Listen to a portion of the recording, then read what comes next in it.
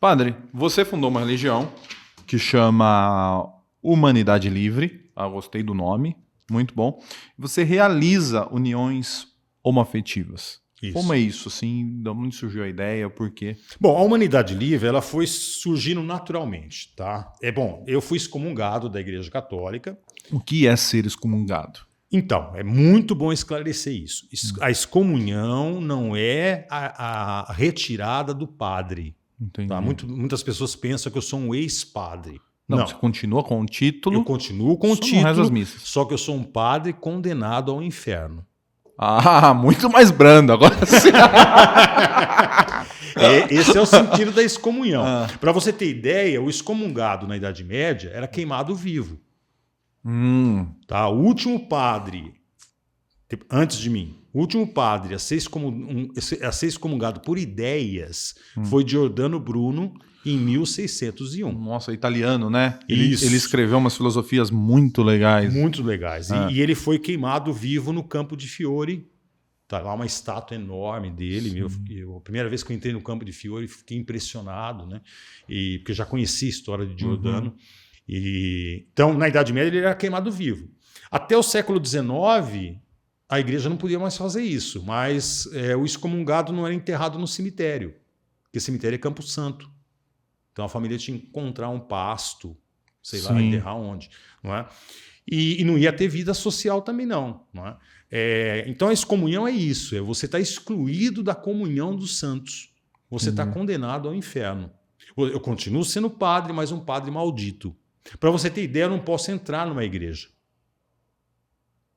Se eu entrar numa igreja, por exemplo, para participar de uma missa... Você pega fogo. Nunca fiz a tentativa, viu? Mas se eu entrar numa missa, por exemplo, e sentar no banco lá só para participar e tal, né? Se um padre me reconhecer, ele tem que parar a missa, pedir para que eu me retire, né? Ele só pode continuar o ato sacro, não é? Depois da minha retirada. Entendeu? Nossa. Aí aconteceu excomunhão, né? E, gente, eu não cometi nada de errado, tá? Só foram ideias. Ideia, sei. Tá? Foi contra o establishment. Exatamente. E aí, só que eu tinha uma lista enorme de casamentos para fazer. E é claro que eu fui desmarcando esses casamentos. Não é? Só que alguns casais falaram, não, agora nós fazemos questão que o senhor faça. Nós vamos desmarcar com a igreja, o senhor vai fazer no buffet ou na chácara onde seria a festa. Nós queremos o senhor no casamento. Aí eu explicava, olha, mas eu não posso ir, não vai ser um casamento católico, hein? Eu não posso ir em nome da igreja católica. Não, nós fazemos questão que o senhor venha. Né? E eu comecei a ir. Comecei a aceitar esses convites. Aí, de repente, começaram a surgir os casais que não queriam casar na igreja, por N motivos. Praticidade, ou então, sei lá, já estavam afastados mesmo, então não queriam casamento na igreja. Queriam casar no buffet, ou então numa chácara, ou então numa praia. Hoje é 50% dos casais. Nossa, hoje... E os padres católicos não podem fazer. Eles só podem fazer casamento dentro da igreja. Quando é famoso eles fazem, viu? Quando é famoso, verdade. Quando é famoso e quando tem grana. O artista lá vai lá em qualquer lugar. Rolou uma grana também, vai. Aí eu comecei a atender esse pessoal. Aí chegaram os excluídos. Os divorciados, que eu não podia fazer, e comecei a fazer. E os gays.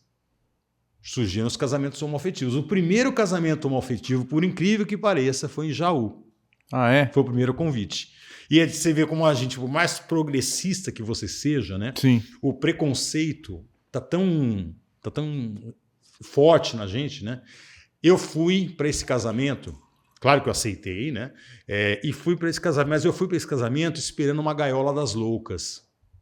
Esperando uma parada gay, esperando um casamento purpurina, sabe? Assim. Eu fui num de duas meninas, eu fui convidado. Então, cara, e você deve ter percebido, né?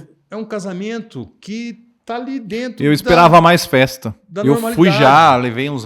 levei uns engolves, falei assim, essa noite aqui o bicho vai pegar. E foi. É um casamento como qualquer outro. A única coisa diferente chorando, o pessoal chorando. São duas meninas ou são dois meninos que estão ali se amando, né? E querendo celebrar isso, né? Bom, aí um pessoal aqui em Bauru começou a me questionar. Falou, pô, Beto, você tá celebrando casamentos. Por que você não vai fazer uma missa ou então um culto? Sei lá, a gente está com saudade de te ouvir. Né? Aí eu falei, por que não? Aí eu peguei a estrutura da missa, tirei os elementos puramente católicos, não é? Aluguei uma quadra num clube aqui de Bauru, não é? E comecei a celebrar a missa. Só que eu estava na informalidade. Entendi. E aí a Igreja Católica pegou pesado.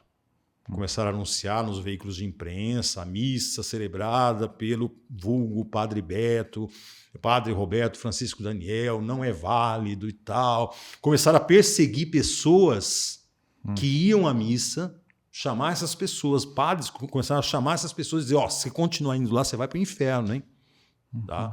E aí pegou pesado. E eu estava na informalidade, qualquer um podia mover um processo contra mim. Charlatanismo, falsidade ideológica e tal. Aí eu tive que criar um CNPJ, ou seja, uma igreja. Sim. E eu aí fiquei naquele dilema. Paro com tudo ou então crio uma igreja? Porque o padre não tinha assim, o pessoal pode imaginar assim, se ele não vai ser padre, ele vai fazer o quê? O cara tem 1, 2, 3, 4 títulos. Não, eu não preciso disso. Não, só professor de universidade ganha bem pra caramba. Eu não preciso disso. Eu sou um cara que tem uma formação impecável. E eclética também, né?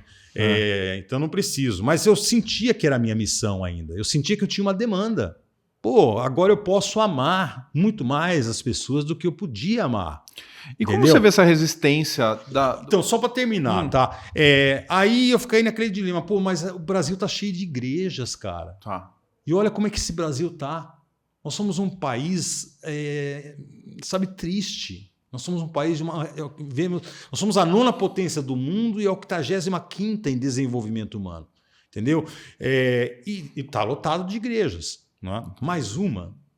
Aí meu irmão de Maceió teve um insight, 3 horas da madrugada, anotou, no outro dia ligou para mim. Beto, o nome da sua igreja é Humanidade Livre. Eu falei, pô, Humanidade Livre, cara. Diz muita coisa, né? Diz muita coisa. Aí aí eu falei, pô, então eu vou fazer questão de criar uma igreja que seja uma anti-igreja.